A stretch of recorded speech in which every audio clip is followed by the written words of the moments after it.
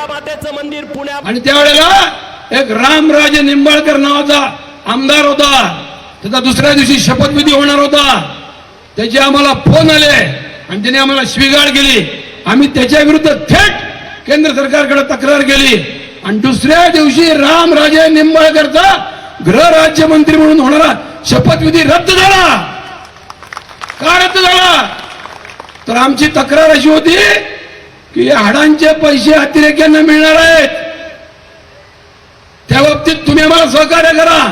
Terrorist funding विषयी या आमदाराला काळजी नव्हती, संवेदना नव्हती, म्हणून त्याचा शपथविधी रद्द झाला. आणि नंतर मी पाठपुरावा करून ती हाडं ज्या खतांच्या कारखान्यात जातात तिथून पेमेंट कसं मिळतं ते शोधून काढलं. भेंडी बाजार मधल्या मशिदीत पेमेंट जमा होतं, देना बँकेचा चेक जमा होतो, जम्मू काश्मीर लिबरेशन फ्रंटला पैसे मिळतात. प्रत्येक कसाई गायची कत्तल केल्यानंतर अतिरेक्यांना पैसे पुरवतो, म्हणून कसाई सुद्धा गोळी घालण्याच्या लायकीच आहे, हे लक्षात ठेवा. आणि कसायांना मी आजच सांगतो, ठीक आहे आज आम्ही मार खाल्ला असेल, पण उद्या आम्ही मार देणार आहोत आणि एक दिवशी तुमचे मुर्दे पाडणार आहोत. मित्रांनो, गोरक्षकांचा सन्मान राखला पाहिजे, आमची मागणी आहे. माननीय पोलीस अधीक्षकांकडे तुम्ही लवकरात लवकर बीड जिल्ह्यामध्ये काऊ प्रोटेक्शन स्क्वॉड तयार करा, गो सुरक्षा पथक तयार करा. प्रत्येक पोलीस चौकीत एक PSI दिला पाहिजे जो फक्त गोरक्षणाचं काम करेल आणि गो हत्या मुक्त बीड निर्माण झाला पाहिजे. हे अत्यंत वाईट गोष्ट आहे, लज्जास्पद गोष्ट आहे, लाजिरवाणी गोष्ट आहे. जेव्हा आमचा गोरक्षक मार खातो तेव्हा बहुसंख्य हिंदू फक्त घरी बसून दुःख व्यक्त करतात, असं होता कामा नये. गोरक्षकावर अन्याय झाला तर सगळा हिंदू समाज पेटून उठला पाहिजे. भगवान श्रीकृष्णाने गोरक्षण केलं, छत्रपती शिवाजी महाराजांनी गोरक्षण केलं, प्रभू रामचंद्रांनी गोमातेचा सन्मान केला, शिवाजी महाराजांनी तर कसायचा हात तोडून टाकला होता. इतिहासातली गोष्ट आहे, कृष्ण अर्जुन केळुसकरच्या पुस्तकातली गोष्ट आहे. मित्रांनो, गोमातेचा सन्मान राखणे महत्वाचं आहे आणि गो रक्षण करणाऱ्या कार्यकर्त्याचा काळजी घेणे महत्वाचं आहे. आणि हे प्रशासनाला या ठिकाणी मी ठणकावून सांगतो, प्रशासनाने जर या ठिकाणी दुर्लक्ष केलं, बेजबाबदार केला तर त्याची फळं त्यांना भोगावी लागतील, हे निश्चित. आणि आज एक वेगळं निवेदन मला करण्याची वेळ आलेली आहे. माझ्याबद्दल चुकीचा उल्लेख करणारे व्हिडिओ प्रसिद्ध झालेले आहेत. मी कोरेगाव भीमाची दंगल घडवली आता माझ्यावर आरोप ठेवलेला आहे. माझ्या स्वच्छ आहेत, बौद्ध समाजाला मी सख्खा भाऊ मानतो. माझ्याकडनं असं पाप कधी होऊ शकत नाही की बौद्धांना कुठली दगड मारला जाईल. आम्हाला डॉक्टर हेडगेवारांची शिकवण आहे, हिंदू बौद्ध सगळे भाई, तुझेपन की बात कहां से आई. मित्रांनो, पुण्यामध्ये डॉक्टर आंबेडकरांच्या नावाचं वसतिगृह मी बांधलेलं आहे, माझ्या वॉर्डात बांधलेलं आहे. गोपीनाथ मुंडेंच्या हस्ते त्या वसतिगृहाचं उद्घाटन झालेलं आहे. इतकी स्वच्छ 13 एप्रिल 1995 या दिवशी ते उद्घाटन झालेलं आहे. इतकी स्वच्छ गोष्ट आहे. महानगरपालिकेतले काँग्रेसचे नेते मागासवर्गीय कल्याणकारी निधीचा 1,04,04,000 रुपयाचा पैसा कचऱ्याने बुकडे वळवत होते. मी एकटा भांडलो आणि तो निधी मागासवर्गीयांचा आहे, मागासवर्गीयांनाच मिळाला पाहिजे म्हणून मी भांडलो आणि त्या ठिकाणी आंबेडकर हॉस्टेल उभं केलं. आणि आजपर्यंत 1,20,185 विद्यार्थ्यांनी 1995 सालापासून आजपर्यंत त्या ठिकाणी शिक्षण घेतलेलं आहे. त्या 1,15,000 लोकांना विचारा मिलिंद एकबोटे कोण आहे ते. NIA मला क्लीन चिट दिली, मला जामीन देणाऱ्या कोर्टाने सांगितलं there is no evidence against Milind Ekbote, then how I can keep him in the jail. एवढंच नाही, तर ज्या बाईने माझ्या विरुद्ध तक्रार केली होती तिने चौकशी आयोगासमोर सांगितलं मी मिलिंद एकबोटेंना पाहिलं नाही आणि मी मिलिंद एकबोटेंना ओळखत नाही, संभाजी ब्रिगेडने सांगितलं म्हणून मी मिलिंद एकबोटेच्या विरुद्ध तक्रार केली. अरे असले लबाडे चाललेत, काही फरक पडत नाही. मी जेलमध्ये गेलो पण अभूतपूर्व अशी जेलमध्ये हनुमान जयंती मी साजरी केलेली आहे. येरवडा जेलमध्ये 2018 साली जी हनुमान जयंती झाली तर सकाळी पहाटे 6 वाजता संपूर्ण जेलची अंघोळ झाली होती आणि बजरंग बलीचा जय जयकार असं म्हणतात तुमदुम होत होता आणि सगळ्या पराकमध्ये आणि सगळ्या सर्कलमध्ये मारुती यांचा प्रभू रामचंद्रांचा जय जयकार होता चालू होता. हे भाग्य मला लाभलेलं आहे. काही फरक पडत नाही. मला जेलमध्ये पाठवून जेलमध्ये गेल्यानंतर हिंदू माणूस आणखी कणकर होतो, आणखी लढवय्या होतो. हे लक्षात ठेवा. जेलला आम्ही म्हणतो भगवान श्रीकृष्णांची जन्मभूमी. मी खूप सांगू शकेन. मी क्रांतीवीर लहुजी वस्ताद प्रतिष्ठानचा पहिला अध्यक्ष आहे पुण्यातला आणि क्रांतीवीर लहुजींच्या नावाने पहिली संघटना मी काढलेली आहे संपूर्ण महाराष्ट्रात. गेल्या 35 वर्ष मागासवर्गीय दलित विद्यार्थ्यांचा आम्ही सन्मान करतो. आम्ही ज्यावेळेला त्या मुलांचं कौतुक बालगंधर्व रंगमंदिर मध्ये करतो तेव्हा त्या मुलांचे आई वडील रडत असतात. त्या विद्यार्थ्यांच्या आई वडिलांनी कलेक्टरकडे मोर्चा काढून त्याला सांगितलं होतं कोरेगाव भीमाच्या वेळेला मला अटक केली तेव्हा की मिलिंद एकबोटे निर्दोष आहे म्हणून. 2015 पासून 14 ऑक्टोबर या दिवशी आम्ही राष्ट्रीय एकात्मता दिन साजरा करतो. डॉक्टर आंबेडकरांचे संपूर्ण हिंदुस्थानवर उपकार आहेत. त्यांनी बौद्ध धर्म स्वीकारून भारतीय संस्कृतीचं रक्षण केलं. त्यांनी ख्रिश्चन आणि मुस्लिम धर्मावर फुली मारली.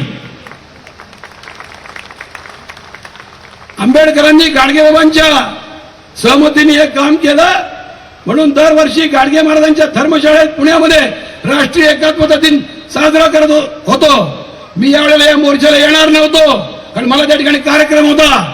परंतु मी कार्यक्रमाच्या आयोजकांना सांगितलं कार्यक्रम आपण 15 ऑक्टोबरला घेऊ पण 14 ऑक्टोबरला मला बीडला जाणं आहेच. मी जाणारच कारण मी शिवाजी महाराजांचा मावळा आहे आणि सच्चाईचा पुरस्कर्ता आहे. आमचे हात स्वच्छ आहेत आणि राष्ट्रीय स्वयंसेवक संघाची शिकवण ज्याला मिळाली त्याच्या मनातला जातीभेद शाखेत असतानाच नाहीसा होतो. आम्ही सर्व धर्म समभाव हा शब्द मानत नाही. सगळ्यांना सांगतो सर्व धर्म समभाव हा शब्द चुलीत घाला. एक धर्म म्हणतो गायीची पूजा करा, दुसरा म्हणतो गाय कापा का. कशी काय बरोबरी होणार. पण आम्ही म्हणतो सर्व हिंदू समभाव. महार असू दे, चांभार असू दे, माळी असू दे, मराठा असू दे, ब्राह्मण असू दे, सगळे सख्खे भाऊ आहेत. भारत मातेचे पुजारी आहेत. छत्रपती शिवाजी महाराजांचे मावळे आहेत. ही आमची भूमिका आहे.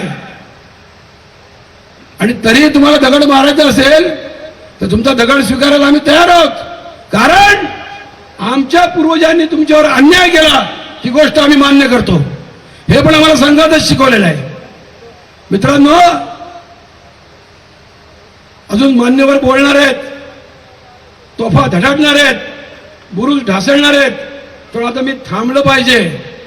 पण मी गोहत्या मुक्त बीडची वाट बघतोय आणि आजपर्यंत 100, 200, 400 गोरक्षक असतील पण याच्या पुढे बीड जिल्ह्यामध्ये हजारो लोक, लाखो लोक गोहत्या बंदीचं काम करतील, गोरक्षणाचं काम करतील अशी मी अपेक्षा बाळगतो. ते घर घर में अफजल पैदा होगा. आम्ही त्यांना सांगतो घर घर में गोरक्षक पैदा होगा.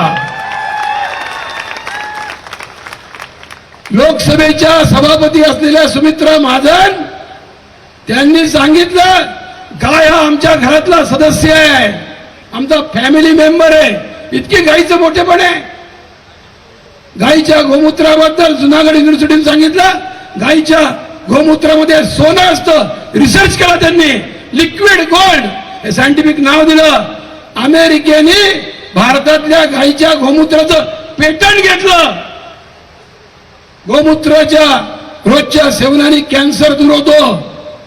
गोमूत्र every day keep cancer away असं डॉक्टर सांगतात पुण्यातले आजकाल. मित्रांनो, गोमातेचं फार महत्व आहे. एका गायीचे प्राण वाचवणं म्हणजे एका संताचे प्राण वाचवणं इतकं पुण्य आहे. म्हणून गोरक्षणाच्या कामात अग्रेसर व्हा. डॉक्टर आंबेडकरांनी घटनेमध्ये कलम 48 मध्ये सांगितलं की गाय बैल म्हैस यांच्यासाठी म्हणून कायद्याची तरतूद राज्य सरकारने केली पाहिजे. घटनेप्रमाणे संविधानाप्रमाणे आम्हाला गोरक्षणाचा अधिकार आहे. तुमचे पालकमंत्री अजित पवार त्यांचं कायद्याचं ज्ञान कमी आहे. ते म्हणतात की गोरक्षकांना गाडी अडवायचा अधिकार नाही. अजित पवार, तुम्ही महाराष्ट्र प्राणी संरक्षण कायदा वाचा, CRPC 43 वाचा. एखादा गुन्हेगार रस्त्यावर दिसला तर तो पकडून पोलिसांच्या ताब्यात देण्याचा अधिकार जनतेला आहे. अॅनिमल प्रिझर्वेशन ऍक्ट मध्ये म्हणलेलं आहे, any person doing anything in good faith under this act no legal action or prosecution can be instituted against him. जो प्रामाणिकपणे गोरक्षणाचं काम करेल त्याच्यावर कोणतीही कायदेशीर कारवाई करता येणार नाही असं म्हणलेलं आहे. मग आता आम्ही असं म्हणायचं काय की महाराष्ट्राचे उपमुख्यमंत्री कसायांच्या घरी जाऊन फार वेळ घालवतात आणि येताना त्यांचा खिसा गरम झालेला असतो असं म्हणायचं का आम्ही?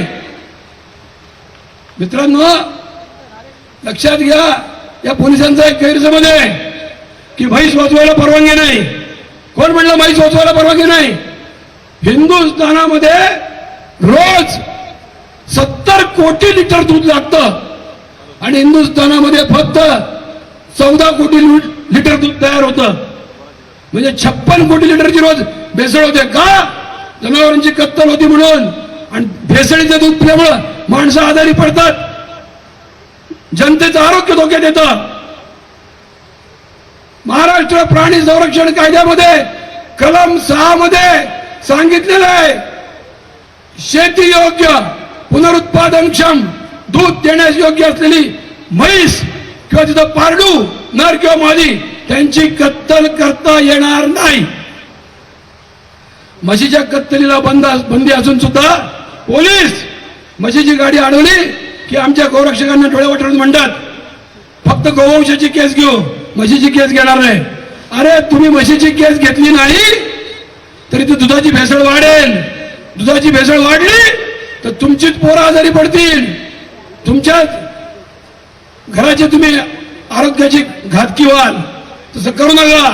पोलिसांना माझी विनंती आहे, 50% पोलीस चांगले जसं मी म्हणतो, पण पुढच्या वेळी बीडमध्ये मी आल्यानंतर 100% पोलीस चांगले जसं मला म्हणण्याचा योग आला पाहिजे.